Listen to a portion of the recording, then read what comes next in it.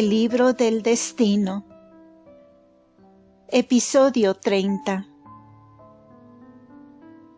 Continuamos con el capítulo 6, iniciando con el versículo 14. La primera parte de este versículo muestra, en pocas palabras, el resultado de lo que se declara en los versículos 12 y 13. La apostasía de la Iglesia fue tan extensa en el arrianismo y en otras herejías de este tiempo, que la Iglesia puede ser aptamente representada como un rollo que se envuelve. Desde el punto de vista de los laicos, la verdadera Iglesia debió haber sido difícilmente discernible. Las enseñanzas de los arrianos eran de una grande difusión, y la verdadera doctrina fue suprimida y silenciada por los emperadores y fanáticos obispos arrianos, y se escondió dentro de un laberinto de arrianismo y semi-arrianismo. Después del año 355 después de Cristo, los arrianos estaban por doquier, triunfantes. Se dice que San Jerónimo exclamó que tras el concilio de Rimini, todo el mundo gemía por hallarse arriano.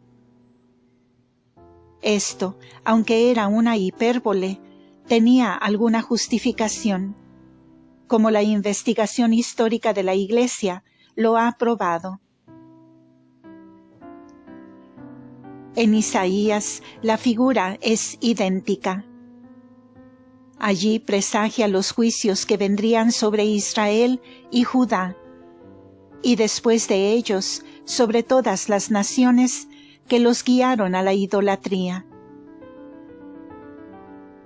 Estos juicios comenzaron en el 725 a.C., cuando el reino de Israel fue extinguido y los remanentes del pueblo fueron llevados a la cautividad a Siria.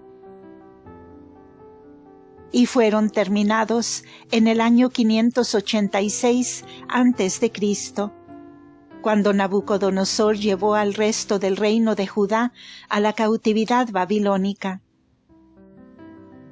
La teocracia, entonces, se enrolló como un libro, casi desapareciendo.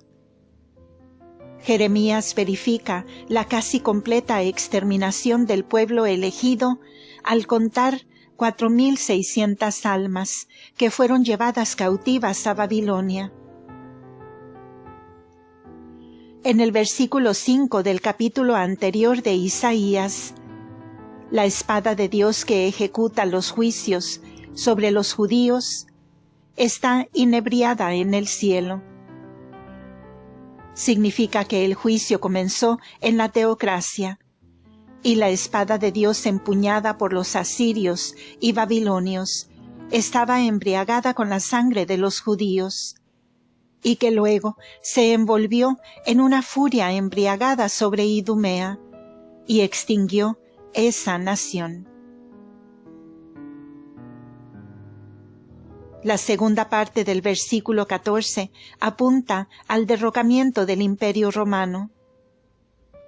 La narrativa lo conecta muy cercanamente con la primera parte de este versículo, que revela la más grande reducción de la verdadera Iglesia en su historia, para mostrar cómo las herejías de este tiempo ocasionarían la caída del imperio, como causa y efecto. No fueron las persecuciones las que clamaron la ira de Dios, porque la Iglesia ya había derrotado al paganismo y estableció un imperio cristiano en su lugar. Pero las herejías, la división del cristianismo y la corrupción de la verdadera fe clamaron por un castigo. La caída del imperio siguió rápidamente sobre la expansión de las herejías que sacudieron a la Iglesia. En simbolismo profético, Las montañas representan a los reinos e imperios y estados independientes, mientras que las islas son dependencias, colonias, provincias y principados. Las montañas pueden en esta instancia también representar obispados. El castigo decretado sobre el imperio por herejía arrebatará de su jurisdicción los reinos, provincias y principados de las cuales se componía. Y los gobernadores, tribunos y otros magistrados que promovieron la herejía perderían sus posiciones. El imperio bizantino se había convertido en heredero del imperio romano y se hizo el promotor principal de la herejía, por lo que perdió toda la parte occidental del imperio, incluyendo África. El castigo llegó antes de que la fe estuviera perdida del todo, o que los fieles fueran tan pocos en número como para establecer la Iglesia entre los bárbaros inmigrantes. La profecía se cumplió por medio de las incursiones de estas hordas salvajes durante el V siglo. Derrocaron las sedes de gobierno dentro del imperio y fundaron otros reinos y principados en otras ciudades.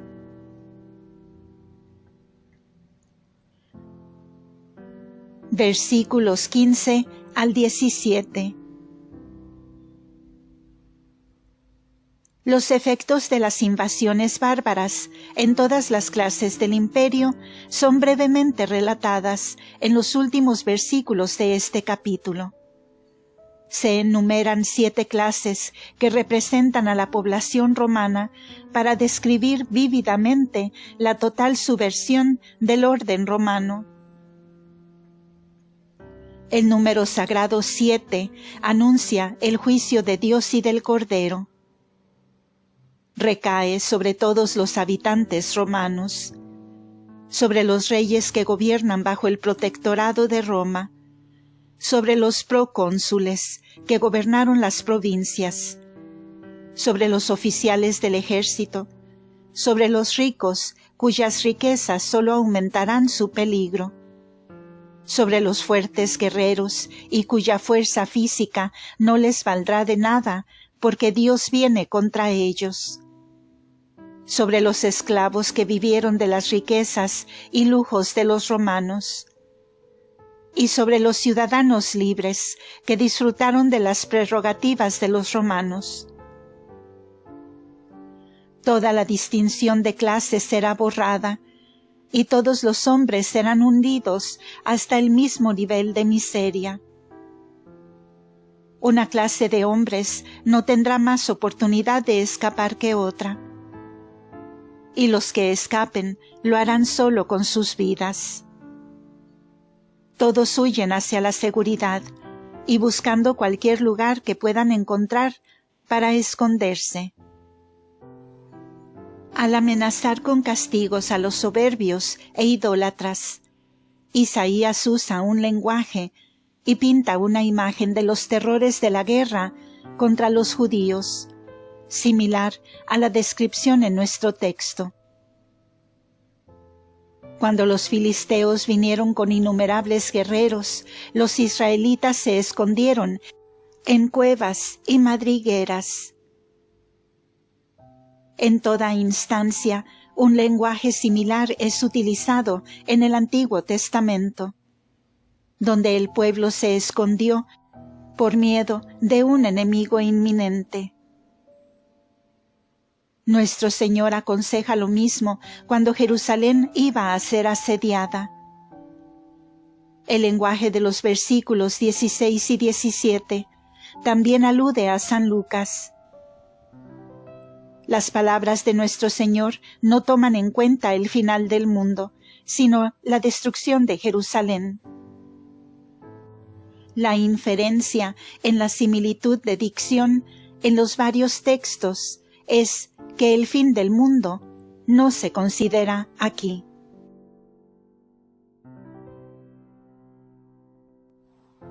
Al hablar de ese evento, nuestro Señor dice: el sol será oscurecido y la luna no dará su luz. Si en la profecía aquí el sol se oscureciera con el humo de ceniza volcánica, la luna no sería ya visible. Y como todo el capítulo está redactado en lenguaje figurativo, estos versículos deben también ser tomados figurativamente. Los últimos versículos posiblemente den una mirada al fin del mundo, como el resultado final de los juicios, que comenzaron en la casa de Dios, y entonces exterminaron la nación judía y más tarde a los herejes en el Imperio Romano. Estos versículos son una visión previa del juicio inminente, no una declaración de su llegada en esta parte del Apocalipsis.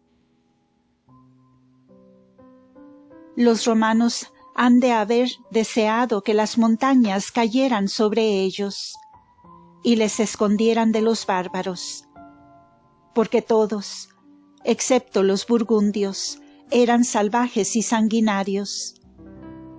Les daban muerte a todos los guerreros y oficiales que caían en sus manos.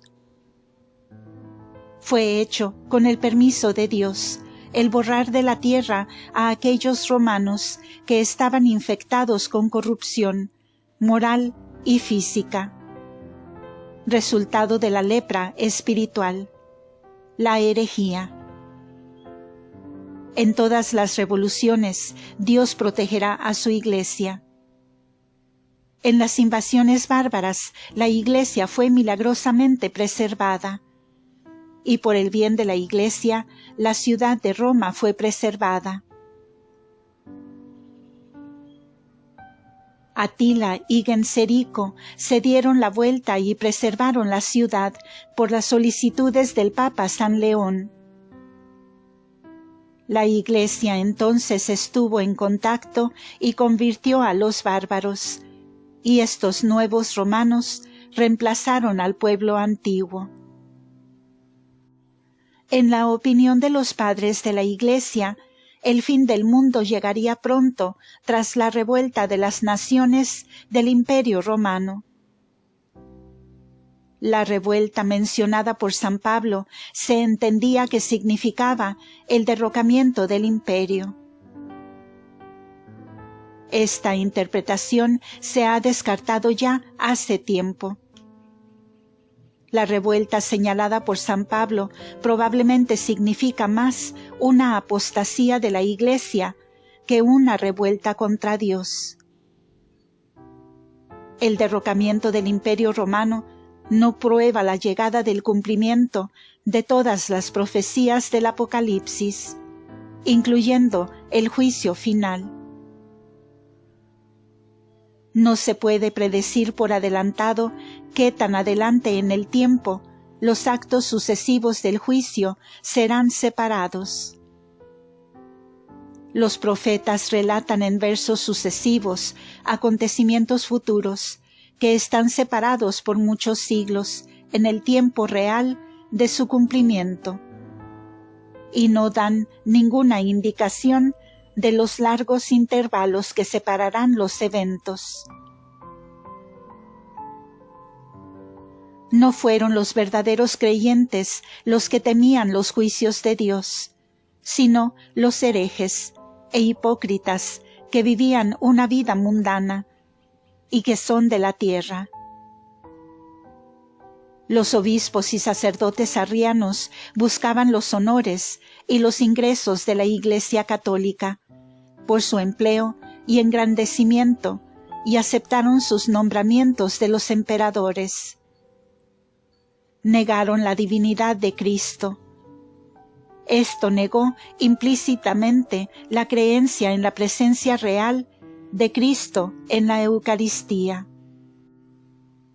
El Cordero ahora llega sobre ellos con juicio.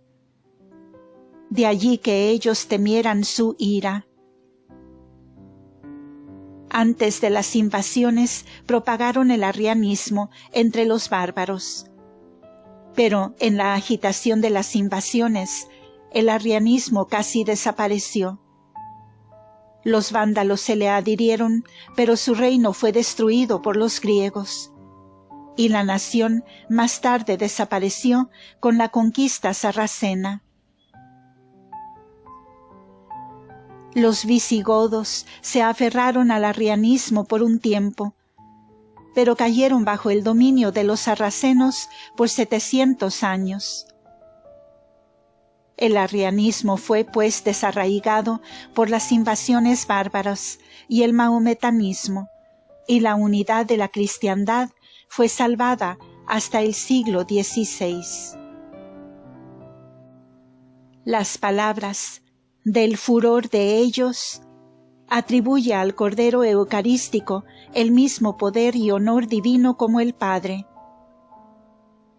El gran día de Dios Todopoderoso mencionado a menudo por los profetas significa literalmente el triunfo final de Cristo sobre el mundo en el destronamiento y maldición del Anticristo. Es el día en que la dominación de los malos terminará y en el que Cristo comenzará a reinar sin obstáculos. Los herejes y los malos de todas clases en tiempos romanos se llenaron con temor hacia el pequeño Cordero, porque el día del juicio parecía estar por llegar. En el conocimiento de su culpa, su conciencia atribulada predata el juicio y sus terrores. El error y la lujuria no pueden encarar las visitas de Dios. Él, que ilumina a todo hombre que viene a este mundo, arrojará un reflector sobre aquellos en pecado y herejía, y a pesar de su pretendida seguridad, les hará temblar con miedo e inseguridad. El vidente inspirado entonces muestra los efectos de las inminentes invasiones bárbaras en la conciencia y corazones de los romanos, que sospechaban que era el juicio de Dios. Fin de este episodio y fin del capítulo 6. El capítulo 7 comenzará en el siguiente audio. Queden todos con Dios y María Santísima. Amén.